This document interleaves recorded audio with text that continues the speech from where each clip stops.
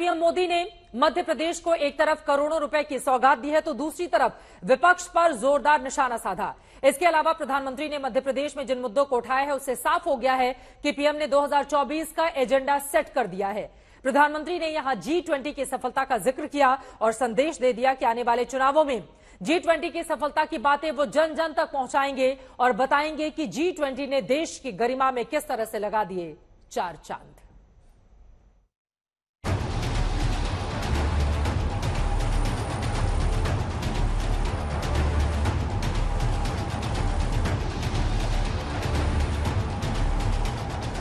गांव-गांव के बच्चे की जुबान पर G20 शब्द आत्मविश्वास से गूंज रहा है। दोस्तों, इस बयान के साथ ही प्रधानमंत्री नरेंद्र मोदी ने बता दिया कि आने वाले विधानसभा चुनाव और लोकसभा चुनावों में G20 की सफलता को बीजेपी एक बड़ा मुद्दा बनाने जा रही है। वो लोगों को बताने जा रही है कि जो कभी किसी ने नहीं किया वो देश के प्रधानमंत्री ने कर दिखाया। वो जताने जा रही है कि बीजेपी को इसलिए चुना जाए क्योंकि पीएम ने दुनिया में देश का मान बढ़ाया है।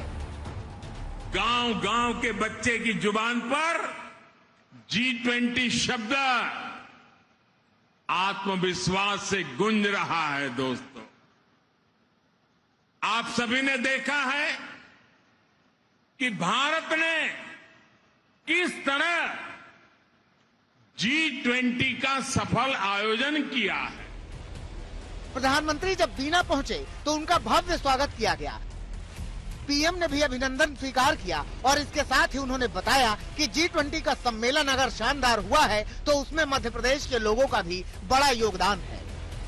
ये भारत की सामूहिक शक्ति का प्रमाण है और इस सम्मेलन में हिस्सा लेने के लिए दुनिया भर से विदेशी मेहमान भारत आए थे। वो भी कह रहे थे कि ऐसा आयोजन इसके पहले उन्होंने कभी नहीं देखा। इसमें कहीं कोई शक सुबह नहीं बची है कि बीजेपी आने वाले चुनावों में G20 की सफलता को मुद्दा बनाएगी। बल्कि ये जरूर है कि अब बीजेपी जनता के बीच संदेश देना चाहती है कि जो कुछ भी हुआ उसमें जनता का बड़ा रोल था। पीएम मोदी मध्य प्रदेश की धरती से चुनावी शंखनाद कर रहे थे। G20 के जरिए वो ये तो बता रहे थे कि देश तरक्की की नई उड़ान ले रहा है, साथ ही ये भी बता रहे थे कि केंद्र सरकार मध्य प्रदेश वालों का कितना ख्याल रखती है। तभी तो उन्होंने मध्य प्रदेश पर सौगातों की बौछार कर दी। बीना में 50,700 करोड़ की परियोजनाओं का शिलान्यास किया। 4,900 करोड़ रुपए में रिफाइनरी लगाई जाएगी।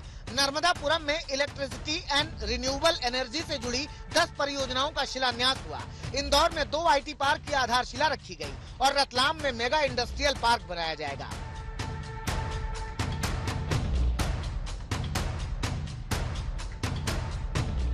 मध्य प्रदेश चुनावी राज्य है, लिहाजा मध्य प्रदेश पर सौगातों की बरसात हुई, लेकिन इसके साथ ही पीएम मोदी ने कांग्रेस पर भी जोरदार निशाना साधा। पुरानी पीढ़ी के लोगों को याद होगा कि कैसे कांग्रेस ने इसी बुंदेलखंड को सड़क, बिजली और पानी जैसी सुविधाओं से तरसा कर रख दिया था। आज भाजपा सरकार में हर गांव तक सड़क पहुंच रही है, हर घर तक बिजली पहुंच रही है। प्रधानमंत्री नरेंद्र मोदी ने जिस तरह से कांग्रेस पर निशाना साधा, वैसा ही निशाना सीएम शिवराज सिंह चौहान ने भी साधा। कांग्रेस ने तबाह और बर्बाद कर दिया था। प्रधानमंत्री जी ने भेजे थे प्रधानमंत्री आवास, 2 लाख कमलनाथ जी ने वापस कर दिए। प्रधानमंत्री ने जल जीवन मिशन शुरू किया था 2019 में, कांग्रेस ने शुरू नहीं किया। प्रधानमंत्री जी ने किसान सम्मान निधि शुरू की, लेकिन कांग्रेस ने सूची नहीं भेजी।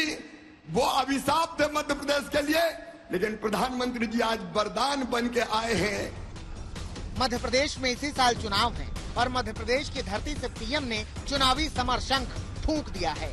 दूसरी तरफ विपक्ष है जिसके निशाने पर भी मध्य प्रदेश ही है। भोपाल से विपक्षी गठबंधन अपनी चुनावी यात्रा की शुरुआत कर रहे हैं। जाहिर सी बात है कि जंग जबरदस्त होगी। भोपाल से रवीश पाल सिंह के साथ आज तक ब्यूरो। पीएम मोदी के तर्कश में हर वो तीर था जिसे आने वाले चुनावों में आजमाया जाएगा।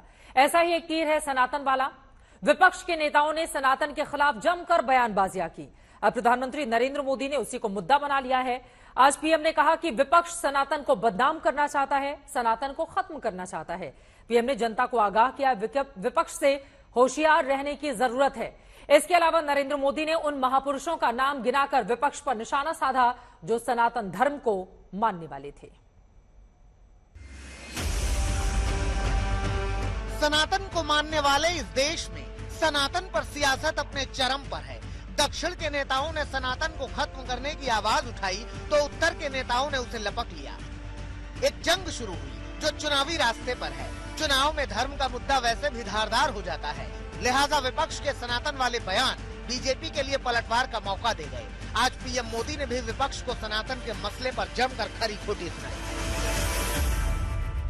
इंडी अलायंस का निर्णय है भारतीयों की आस्था पर हमला करो। इंडी अलायंस गठबंधन गठबंधन की नीयत है भारत को जिस विचारों ने, जिस संस्कारों ने, जिस परंपराओं ने हजारों वर्ष से जोड़ा है उसे तबाह कर दो। मोदी को मालूम है कि मध्य प्रदेश में चुनाव है, उसके बाद 24 का चुनाव है और जनता की आस्था किससे और कहां जुड़ती है। इसीलिए उन्होंने सनातन वाले बयान को अहिल्याबाई होलकर से जोड़कर विपक्ष पर करारा वार किया। जिस सनातन से प्रेरित होकर देवी अहिल्याबाई होलकर ने देश के कोने कोने में सामाजिक कार्य किए, नारी उत्थान का अभियान चलाया, देश की आस्था की रक्षा की, ये गठबंधन गठबंधन, ये इंडी अलायंस उस सनातन संस्कारों को, परंपरा को समाप्त करने का संकल्प लेकर के आए हैं। झांसी का जिला भले ही यूपी में हो मगर मध्य प्रदेश से उसकी सीमाएं जुड़ी हुई हैं और बहुत हद तक कल्चर भी। लिहाजा मोदी ने न सिर्फ झांसी की रानी का जिक्र किया बल्कि ये भी कहा कि जीवन भर महात्मा गांधी जिस सनातन के अनुयायी रहे, विपक्षी उसी सनातन को खत्म करना चाहता है।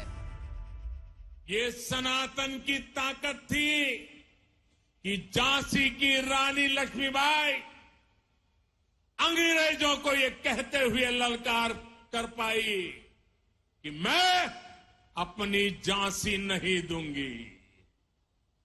जिस सनातन को गांधी जी ने जीवन पर्यंत माना, जिन भगवान श्री राम ने उनको जीवन भर प्रेरणा दी, उनके आखिरी शब्द बने हे राम।